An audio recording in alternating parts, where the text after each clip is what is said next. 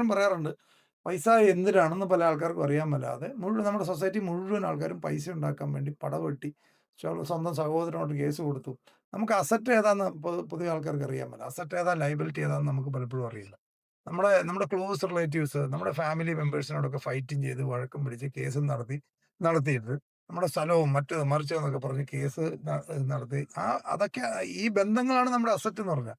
നമ്മുടെ family members, നമ്മുടെ സുഹൃത്ത് ബന്ധങ്ങൾ, ഇതാണ് നമ്മുടെ ശരിക്കുള്ള അസറ്റ് എന്ന് പറഞ്ഞാൽ.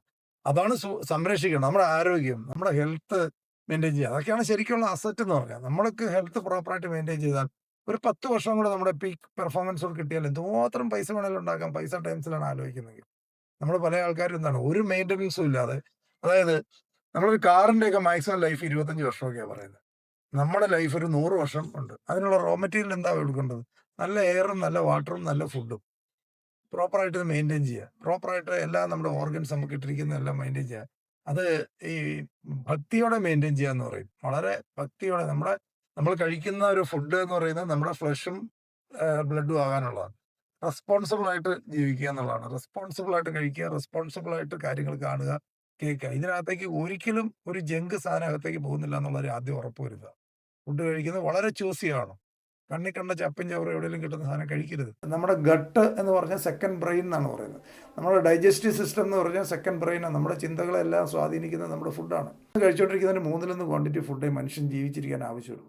നമ്മളെല്ലാം കഴിക്കുന്ന ഓവർ ഈറ്റിംഗ് ആണ്.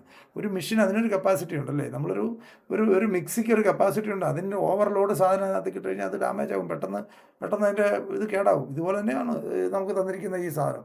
പ്രോപ്പറായിട്ട് മെയിൻറ്റെയിൻ ചെയ്യുക. പ്രോപ്പറായിട്ട് അത് മെയിൻറ്റെയിൻ ചെയ്തിട്ടുണ്ട്. ഇതിൻ്റെ വീണ്ടും ആൾക്കാർ ഇനിയിപ്പം 50 വയസ്സായില്ലേ, ഇനിയിപ്പോൾ 60 വയസ്സായില്ലേ, നമുക്ക് ചെയ്യാവുന്നതൊക്കെ ചെയ്തല്ലോ എന്നൊക്കെ പറഞ്ഞ് ഇതൊന്നുമല്ല. നമുക്ക് ഒരു മെയിൻ്റനൻസും ആരും ശ്രദ്ധിക്കാറില്ല. ഞാൻ പറയുന്നത് ഇവിടെ 4 നേരം ഫുഡ് കഴിച്ചെന്ന് വെച്ചിട്ട് നമ്മൾ ഹെൽത്ത് മെയിൻറ്റെയിൻ ചെയ്തൊന്നും ആയില്ല. അപ്പോൾ നമുക്ക് ഇഷ്ടംപോലെ പൈസ ഉണ്ടാക്കാനുള്ള സാധ്യതയുണ്ട്. ഇഷ്ടംപോലെ ഗ്രോ ചെയ്യാം. അതിനെക്കുറിച്ച് വറി ചെയ്യേണ്ട. ഏറ്റവും വലിയ അസറ്റ് ഏതാണെന്ന് നമ്മൾ തിരിച്ചറിയുക. നമുക്കിപ്പോൾ ഒരു ബെൻസ് കാർ മേടിക്കാൻ പറ്റുമെന്ന് പറഞ്ഞാലും ചെവിയെ ചെമ്പരത്തിപ്പും വെച്ചുകൊണ്ട് ബെൻസ് കാറെ പോയാൽ വളരെ വൃത്തികേടാണ്. ബെൻസ് കാർ ഒരാൾ വാങ്ങുകയെന്ന് പറഞ്ഞാൽ അതിനോടൊപ്പം തന്നെ അയാളുടെ ജീവിതത്തിൻ്റെയും എല്ലാ തലത്തിലുമുള്ള ഡിഫറൻസ് ഉണ്ടാകണം. അദ്ദേഹത്തിൻ്റെ അസോസിയേഷൻ, അറിവ്, വിവരം, മെൻ്റൽ സ്റ്റെബിലിറ്റി എല്ലാം കൂടെ ഉണ്ടാകുന്നതിനാണ് ഒരു ബെൻസ് എന്ന് പറഞ്ഞാൽ. ഒരു ബെൻസിൻ്റെ ഒരു കാറ് മാത്രമല്ല, അതിനോട് ചുറ്റിപ്പറ്റിയുള്ള നമ്മുടെ ജീവിത സാഹചര്യങ്ങളൊക്കെ അതിനോടൊപ്പം ഇമ്പ്രൂവ് ആവണം.